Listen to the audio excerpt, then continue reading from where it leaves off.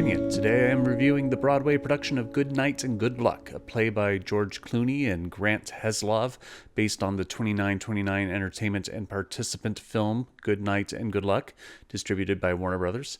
It is directed by David Cromer and is running through June 8th at the Winter Garden at 1634 Broadway in New York City. After I've signed off from the episode, come and visit my Patreon page where you can, for as little as $1 a month, support my work here as well as my classic cinema podcast, Yesterday's Matinee, where you get early access to the latest episode, which is currently on the 1981 erotic thriller Body Heat. Patrons also get quick reviews of shows I've seen before I get them up here on YouTube. Thank you to my patrons, especially my Neo and Hamilton tier patrons, and welcome to the new ones. Links to my Patreon, Spotify, and Apple pages will be in the description. Well, as George Clooney says in his bio in the playbill, buckle up.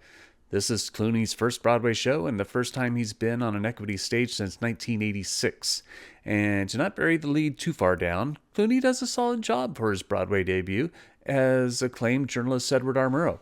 Based on the film of the same name, which Clooney directed and co-wrote, Good Night and Good Luck is set in the CBS studios at Grand Central in 1954.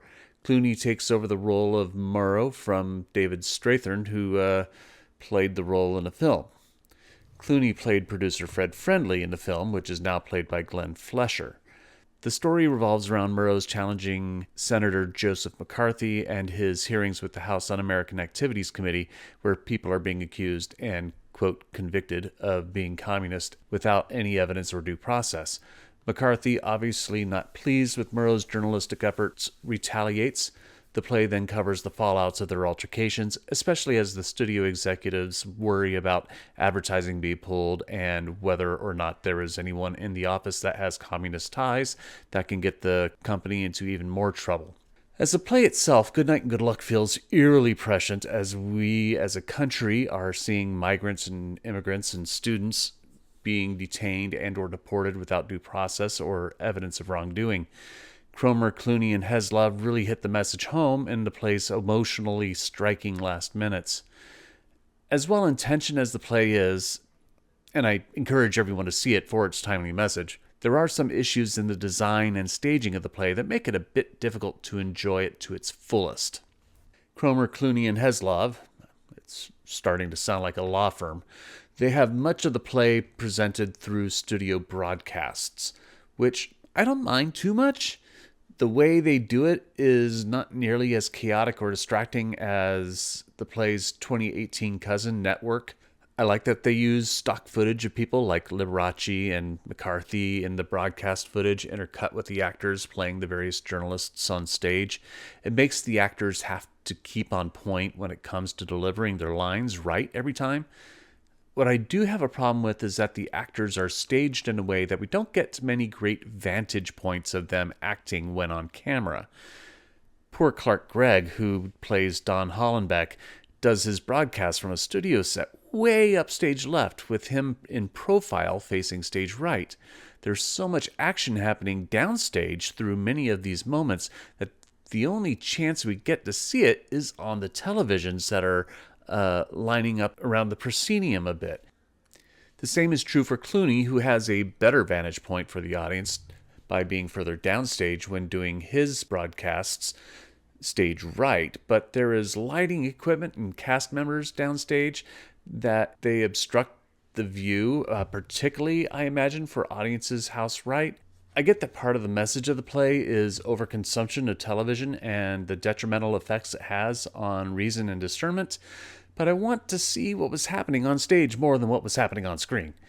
Still, this does play towards Clooney's strengths as an actor. Film acting generally requires smaller performances because it gets blown up onto a giant screen.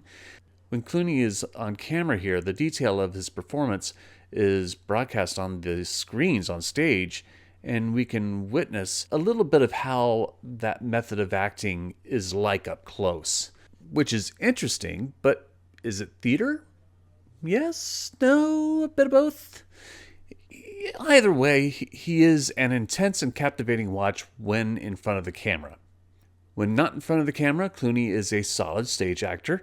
He's a bit more reserved than some of the rest of the cast, which may be a character choice or a natural acting affectation. I think it's probably a character choice. Clooney may not have too much stage experience, but he's a seasoned actor. I think he knows what he's doing here. The more frenetic nature of the rest of the cast creates a perfect storm of anxiety as he confidently sits in the eye. Clark, Gregg, and Clooney get a great moment together about 2/3 of the way, and where everything is quiet for a bit, and they get to share some personal feelings for each other and their careers. It's, for me, the best moment of the play as the two actors get to just be on stage. The supporting cast is solid. There's a light subplot revolving around Joe and Shirley Wershba, played by Carter Hudson and Ilana Glazer, who both work at the studio trying poorly to hide that they are married. It doesn't play significantly to the plot, but it is a nice little respite. The Winter Garden is a big theater, and it allows for scenic designer Scott Pask to indulge in creating a giant studio space.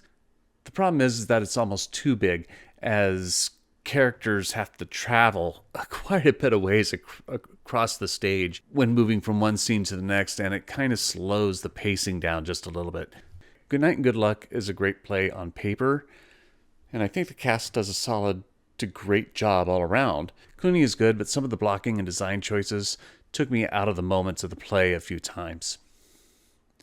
But I'm only one man's opinion, so be sure to leave yours in the comments below. If you'd like to see Good Night and Good Luck, I'll leave a link in the description where you can get tickets.